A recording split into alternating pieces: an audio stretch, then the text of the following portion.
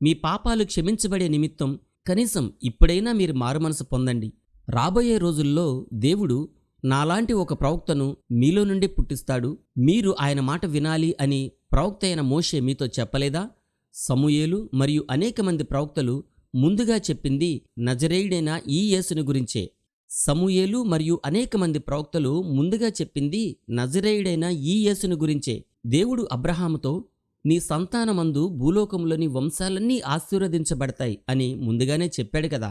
దేవుడు చెప్పింది నజరేయుడైన ఈ యేసుని గురించే అని అక్కడున్న ప్రజలందరికీ పేతురు వివరంగా చెప్పాడు.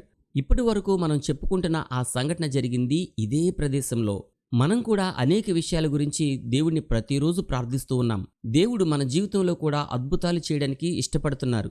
ఆయన చిత్తమైనప్పుడు తప్పకుండా మన జీవితంలో కొన్ని అద్భుతాలు జరుగుతాయి. కాబట్టి దేవుడిని విశ్వాసంతో ప్రార్థిస్తూనే ఉండండి. జనవరి నెలలో ఉన్న హోలీ ల్యాండ్ 10 రోజుల టూర్కి రాదలుచుకున్నవారు వెంటనే మాకు ఫోన్ చేయండి. ఈ గ్రూప్లో ఇంకా కేవలం 5గురికి మాత్రమే అవకాశం ఉంది. ఈ వీడియో మీకు నచ్చితే కనీసం కొందరికైనా షేర్ చేయండి మరియు మా కుటుంబం కోసం ప్రార్థిస్తూ ఉండండి. మరో వీడియోతో మళ్ళీ కలుద్దాం. Praise the lord. మీ బ్రదర్ బెన్హర్ బాబు.